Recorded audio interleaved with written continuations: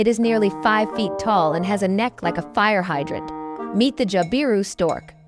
Native to Central and South America, this towering stork is one of the largest flying birds in the Western Hemisphere. Its name comes from a Tupi-Guarani word meaning swollen neck, and you will see why.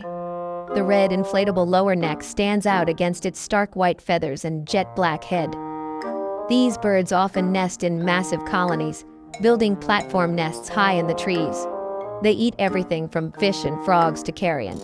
Despite their size, they soar with grace, often gliding high above wetlands in search of prey. Sky giants with style. Subscribe for more towering legends of the animal kingdom.